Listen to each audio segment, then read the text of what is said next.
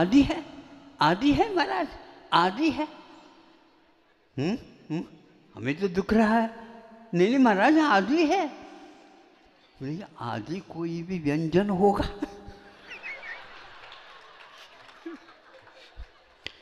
आदि कोई बुंदेलखंड के व्यंजन होगा? नहीं महाराज, आदि आदि ही है, पूरी है ही नहीं।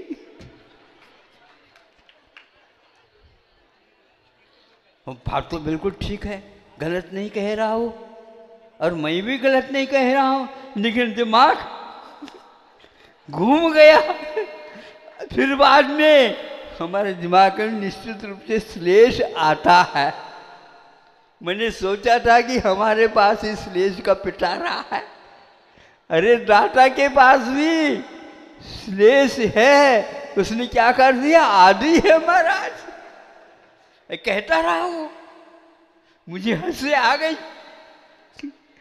अब क्या करें? कोई बात नहीं, इसने मेहनत की है, श्लेष बनाया, तो हमने कहा आदि क्यों हम ले।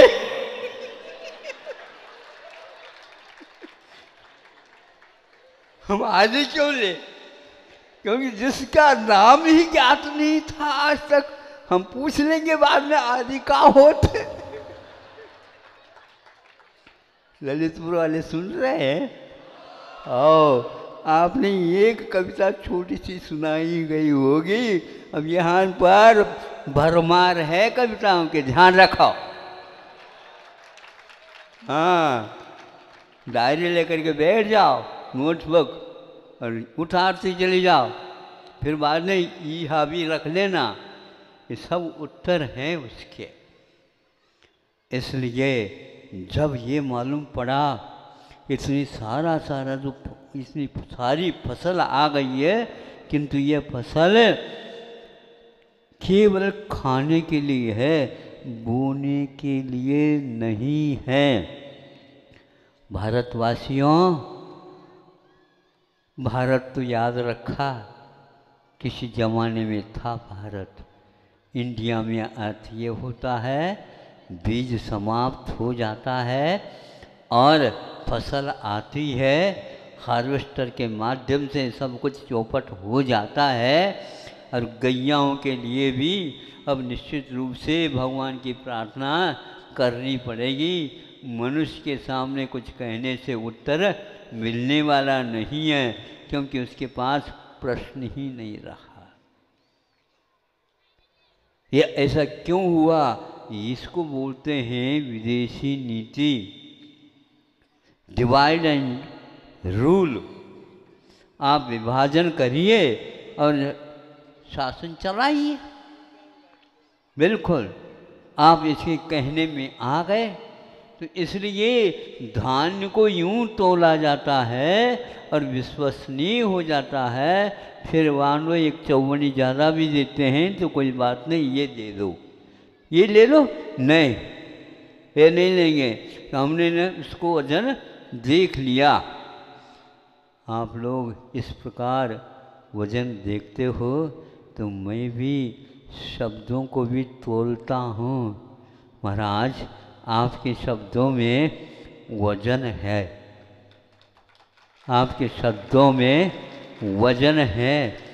आपके शब्दों में महाराज, वैसे शब्दों को जड़ कहा गया है, लेकिन आपके शब्दों में ज्ञान है महाराज।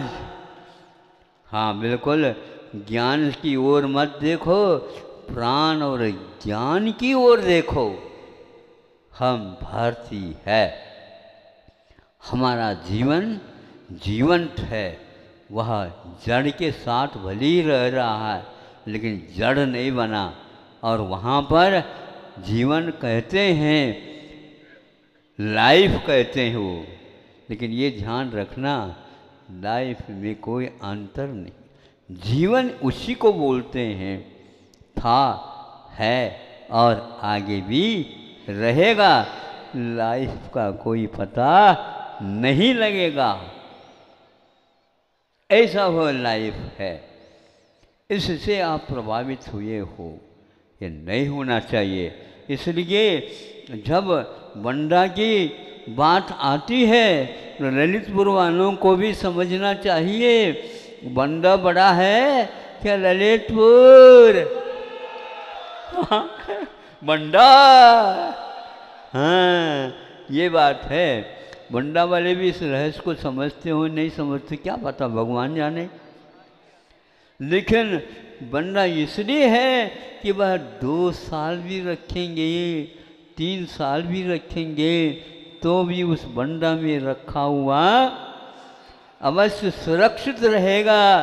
किंतु आप जो 3 महीने में लाए हैं ना वह बहुत जल्दी इल्लियाँ पड़ जाएंगी और वहाँ फिर उसी में से कुछ निकाल करके आप बोना चाहें, हे भगवान वर्षा दो, हे भगवान वर्षा दो, हे भगवान वर्षा दो।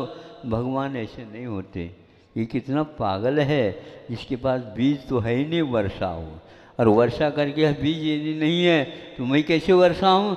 जहाँ पर बीजों का संरक्षण होता है वहाँ पर मेघराज कहते हैं भाई मैं उतर जा रहा हूँ, तो उतर जा रहा हूँ। हाँ उठाएं। ललितपुर में बांध तो रख दिया लेकिन बांध के लिए अच्छे मजबूती की भी आवश्यकता पड़ती है। तो जो व्यक्ति बीज के बारे में संदिग्ध नहीं, वो आंखें बंद कर रखा है, तो पहले कहा जाता है वैराग्य पाठ में या आलोचना पाठ में या सामायिक पाठ में इत्यादि में बीज राख फल भोगवे ज्यों किसान जग माय। क्या कह रहे हैं? तुम चक्री को तो देख रहे हो, ऐसा नहीं है। किसान जैसे बीज को सुरक्षित रखता है बंडा में, फिर बाद भोजन की बात करता है, तो रात दिन भोजन में लगे हुए हैं। आज का युग इसे कोई पता ही नहीं। इसलिए कब खाना चाहिए, कितना खाना चाहिए, ये सब कुछ उत्तर मिल सकता है, लेकिन क्यों खाना चाहिए ये जीवन की बात होती है। खा करके मरने के लिए नहीं होता, क्योंकि मरण तो निश्चित है, लेकिन मरण होने से पहले हम जीवन को ऐसे बनाएं तो मृत्युंजयी बन जाए। बोलो ललितपुर वालों, मृत्युंजय बनना चाहते हो क्या? हाओ हाउ तो बोलो। बुंदेलखंड में हाउ कहा जाता है और इंग्लिश में HOW हाउ कहा जाता है। कौन सा चाहो? हाउ। अभी हाउ बोलना नहीं आ रहा क्योंकि इंग्लिश आ गए ना बीच में, इसलिए ऐसा हो रहा है। इंग्लिश को निकाल दो अपने दिमाग से, अपने आप में आ जाएगा। बुंदेलखंड का ये मंत्र है। हमने कहा हाँ महाराज क्या बोलना, हाउ ठीक है हाउ, लेकिन हाउ का अर्थ आप ही भूल गए। मैं कभी भी ना नहीं कहता, नहीं समझे? नाना भी नहीं कहता, क्योंकि double negative 1 equal to positive, ऐसा नहीं बोलता मैं। हाँ ना हाँ कहता हूँ न नाना कहता हूँ। इसलिए नफा हुआ तुला हुआ ही उत्तर देना चाहिए। यदि बच्चा बहुत सारे उत्तर दे देता है तो अरे इसके दिमाग में बात समझ में अभी आई नहीं, प्रश्न क्या होना चाहिए।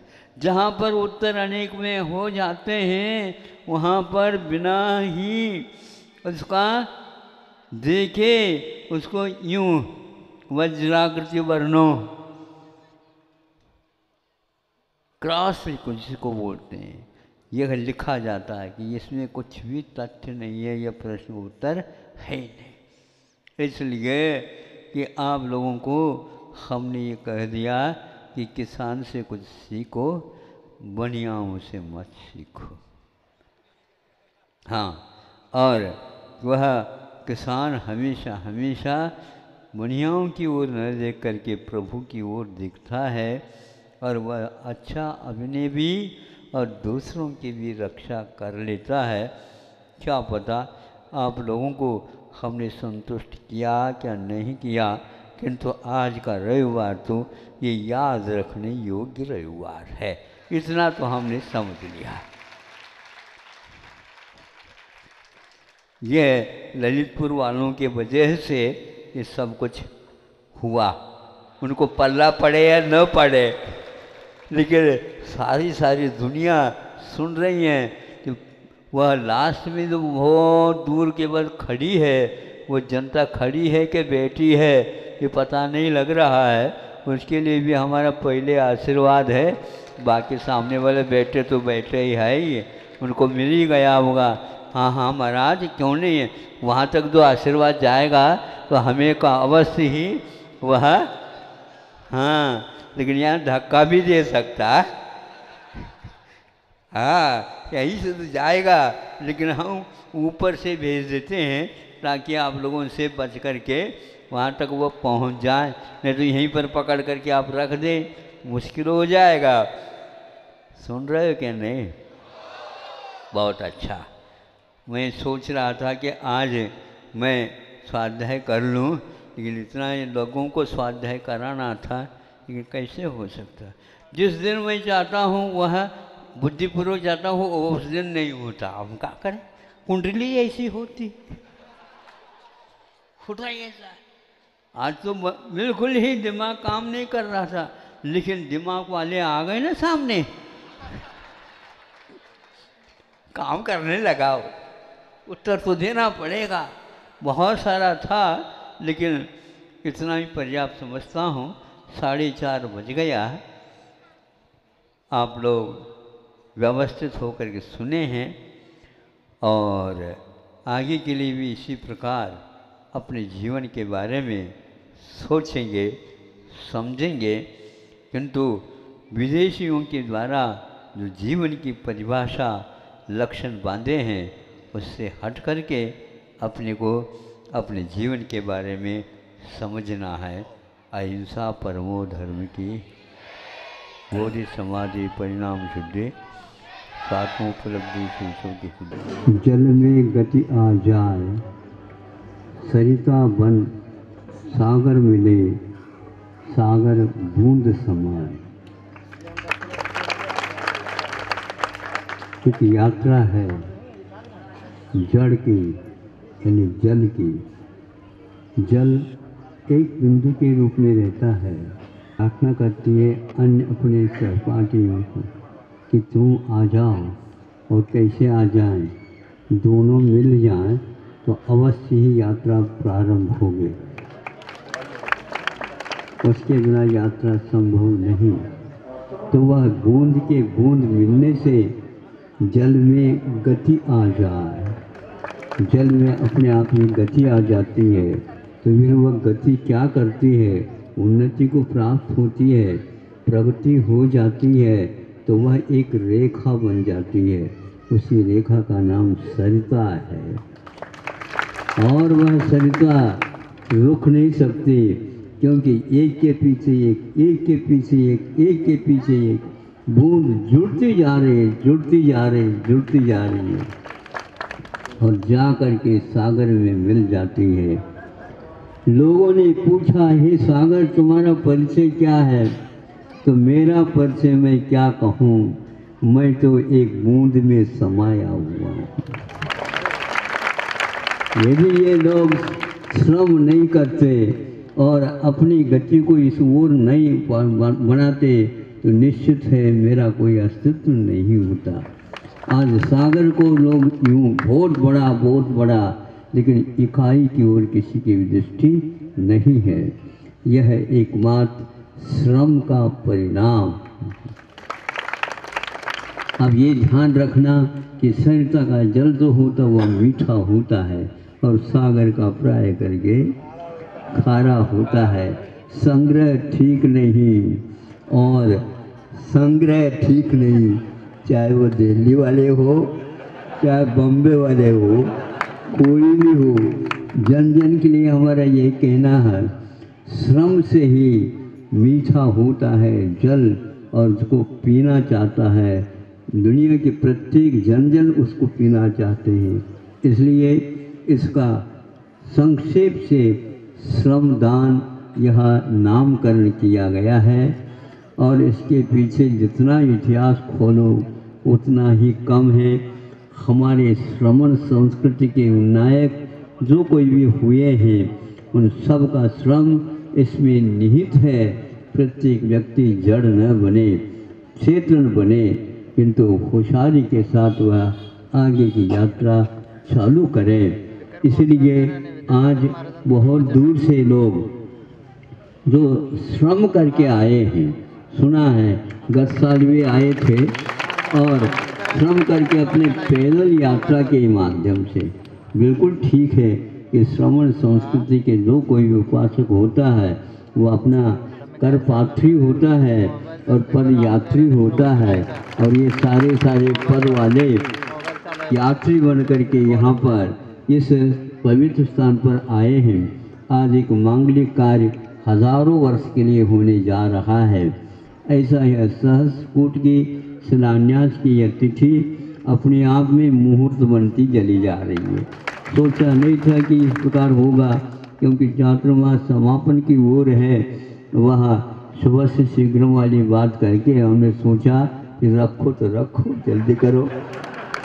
तो वहाँ पहले होना था, लेकिन आज वह श्रमदान का भी पूर्ण रूप होना था, इसलिए इन लोगों को भी रुकना पड़ा। नहीं तो वैसे दिल्ली वाले रुकते ही नहीं। ध्यान रखना, स्टेशन पर आने के उपरांत सबको रोकना पड़ता है। जब तक गाड़ी नहीं आए और गाड़ी के जो सीटी जब तक नहीं बजे तब तक कोई भी जा नहीं सकता। तो इनको रोकना पड़ा, प्रतीक्षा करनी पड़ी और वह एक प्रकार से सहस्त्रकूट के अपने आप में अलग रूप से वह भी एक मंदिर है और उसके समोसरण मंदिर के सामने है। इसके दानदाता भी यहाँ पर आप लोगों के सामने खड़े हैं। अब ये श्रम के बिना वह योजना आपकी कभी पूर्ण नहीं होने वाली है। केवल धन के माध्यम से नहीं, किंतु उसमें चेतन का अवदान जब तक नहीं होगा तब तक नहीं होगा। आगे का कार्यक्रम आप लोगों के सामने है कि बूंद अकेली नहीं है, बूंद से मिली हुई है। इसलिए हमारा कहना है आगे की यात्रा अकेली बूंद की नहीं होगी।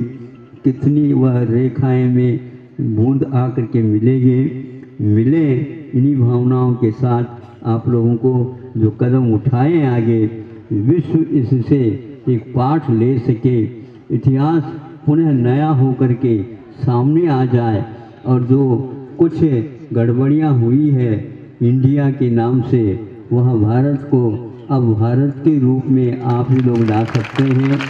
इसमें भारत का इतिहास और भारत का भविष्य दोनों निहित हैं। भगवान से प्रार्थना है जो भारत था उससे भी आगे बढ़ करके अपना कर्तव्य करें इन्हीं भावनाओं के साथ। अहिंसा परमो धर्म।